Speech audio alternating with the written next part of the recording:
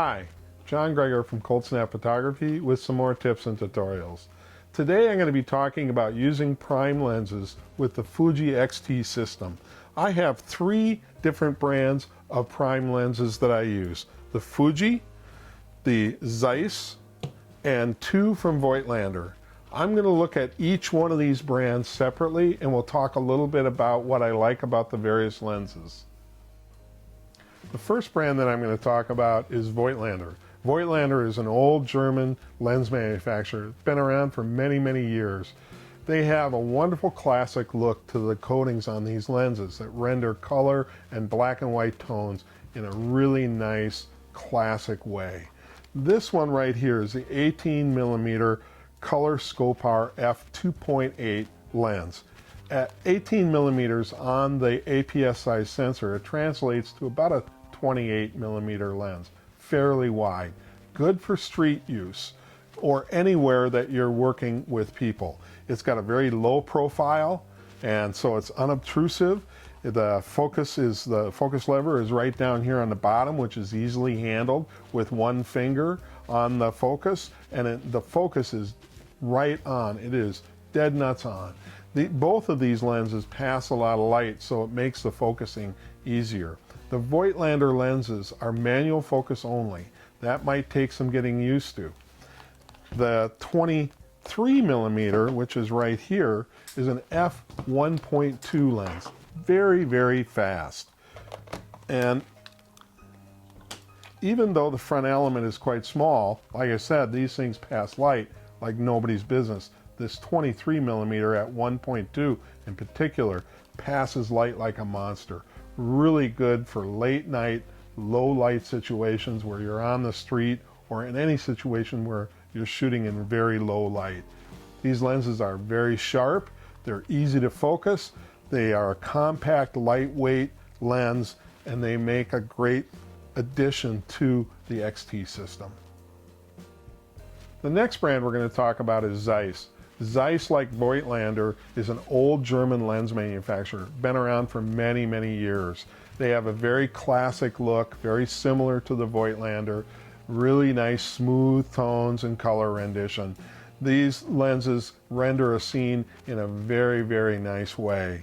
This lens, the 12mm Tuit 2.8 lens, was the first non-Fuji prime lens that I added to my kit. So I have the most experience with this over all the other prime lenses.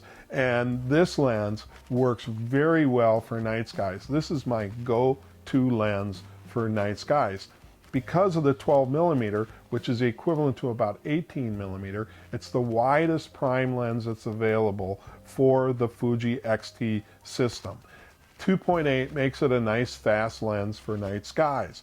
It's very sharp, very little chromatic aberration or edge corner fall off, making it a wonderful selection for night skies. The lens also works really well for street photography. I have a number of examples of using it on the streets, and I love the angle of view. I tend to like wider angle views for street stuff. I like to get in tight with my subject. This lens is a great choice for that. This is an autofocus lens, making it a little bit easier to work with than the Voigtlanders, because you can just position wherever you want the focus, hit that back focus button, and you've got it. A very good addition to the Fuji system. The last brand that I'm going to talk about are the Fuji primes, and I have three Fuji primes here. I have a 16mm 1.4 equivalent to 24mm, 90mm f2.0 equivalent to a 135, and a 50mm f1.0, yes, f1.0, which is equivalent to a 75mm. These lenses are larger than what the other lenses are. They tend to be a little larger, a little heavier. And the reason for that is because all three of these lenses are autofocus, and that includes a lot of extra technology that's packed into the lens, motors and gears and stuff like that, as well as, for this one in particular, the 50mm, a lot more glass. It takes a lot of glass to pass f1.0 light. This lens, the bokeh, is absolutely wonderful. it renders a look that has something similar to large format view camera type look to the lens when you're shooting at 1.0. I love that very classic, very stately sort of look with that bokeh. The 16 millimeter 1.4 is a very fast lens as well. I bought it primarily as a night sky lens. After my Zeiss 12 millimeter, this is my go-to lens for night skies.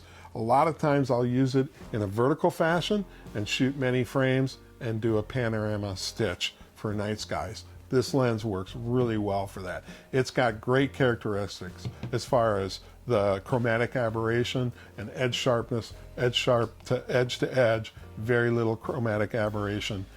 Again, making it really nice for night skies. The 90 millimeter f2.0 is a good portrait lens for shooting head and shoulder shots of people. It is also, because it's very fast at 2.0, it makes it a really nice lens for doing close-ups of wildflowers.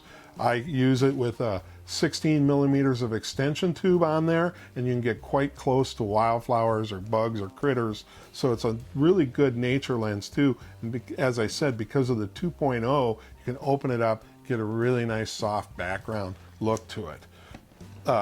This lens in particular was rated by slrgear.com as the sharpest production lens made out of any lens. So these three lenses I have found to be really good out of the Fuji lineup. There's many other primes that the Fuji has.